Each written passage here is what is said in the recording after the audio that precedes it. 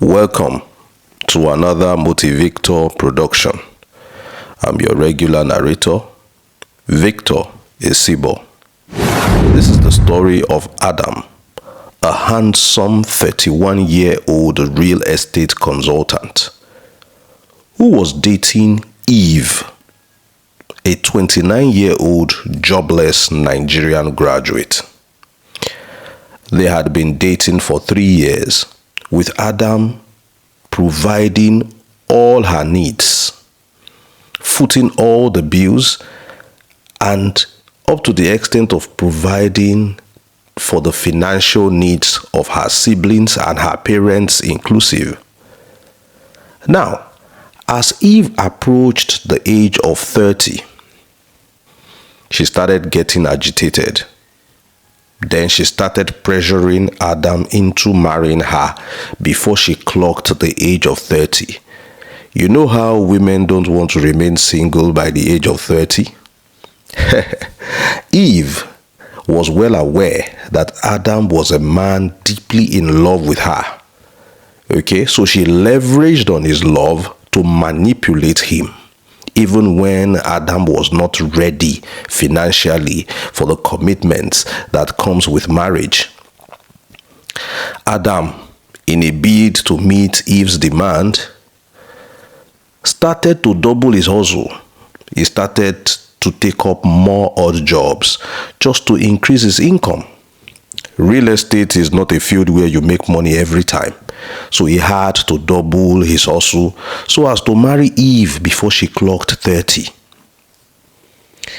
Remember, he was meant to foot the bills of the wedding ceremony 100%, which included, buying clothes for Eve, her siblings, and her parents, even up to repainting Eve's father's house to give it a facelift. Chai, Adam. Now, the funniest and craziest part of it all is that Eve was demanding for a big society wedding. She thought to herself, if she had married earlier, at the age of 25, 26, she would have made do with a small wedding. But if the whole world had to wait until she was 29, 30, then the world deserved a big society wedding. Her point of view was backed by her parents. Yes, they said, well, their daughter deserved a big wedding, even though they were not prepared to contribute a dime to this wedding. Poor Adam. He had to take up a huge loan from a microfinance bank just to make sure that Eve and her family's dream of a big society wedding came true. Well, after the big society wedding, of course, the burden of paying back the loan was solely on Adam's shoulders. Remember, like I said earlier, Eve was jobless. So aside from real estate brokerage, which doesn't pay all the time, Adam started working as a laborer on construction sites in a bid to stay afloat. Adam initially reasoned with Eve that they shouldn't have kids yet until they had paid back their loan and stabilized financially. But Eve started insisting after a few months that she wanted to have children, that she wasn't getting any younger. So Eve got pregnant, and 9 months later, she gave birth to a set of twin girls. Now, Adam has extra mouths to feed. Then Eve's mother came from the village to stay with them for 4 months for Omugwo, where mother-in-law comes to take care of newborns. 4 mouths to feed plus himself, making 5. And upon completion of the 4 months Omugwo, Adam had to buy Eve's mother expensive clothes and give her some good money, which was mandatory mother-in-law's entitlement after fulfilling her Omugwo duties.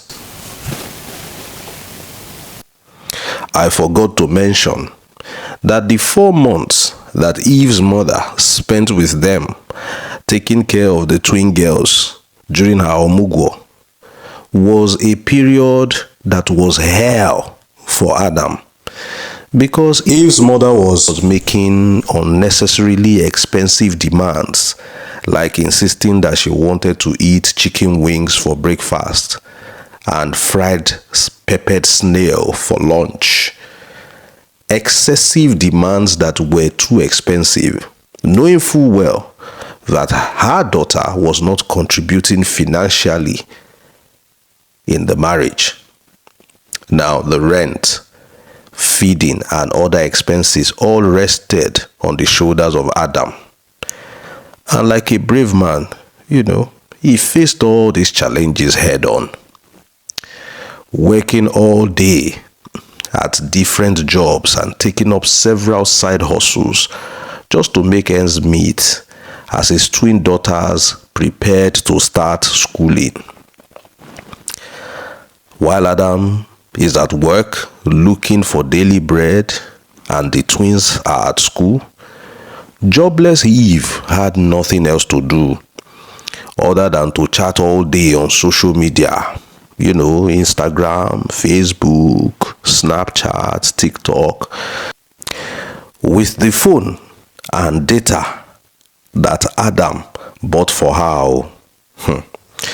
She later befriended Jennifer, an NYSC youth corper next door. And she started complaining to Jennifer. Jennifer, you are always with your boyfriend. You people are both coppers and you make out time for each other. Now look at me. My husband is always at work. It is always work for him. Sometimes it is almost 10 p.m. before he gets back from work. And my twin daughters go to school. So I am always lonely in this house.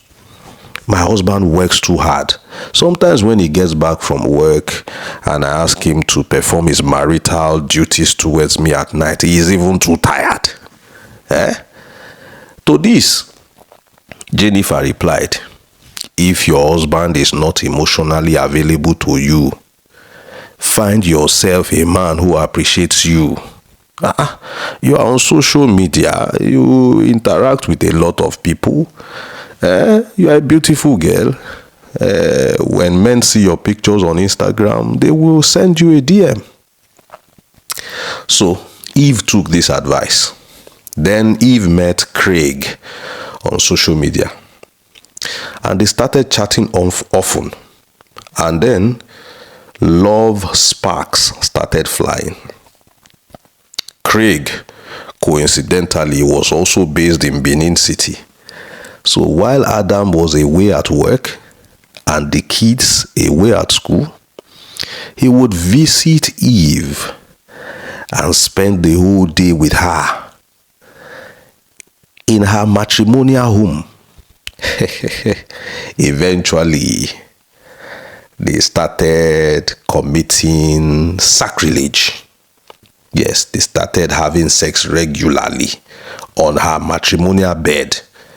Apparently, Craig was too broke, to afford to pay for a hotel or to even have a decent accommodation where he could invite Eve over to, So both of them were jobless. So they were doing the taboo on Eve's matrimonial bed. So after a few months, Eve decided to file for divorce. Then she started lying to her twin daughters that their father was irresponsible and always going out with several women, and that's why he was never there for them. Need I point out that Adam, all his savings, he was putting them in Eve's account, for ease of transaction anytime they needed anything in the house. He had saved a sizable amount of money in Eve's account.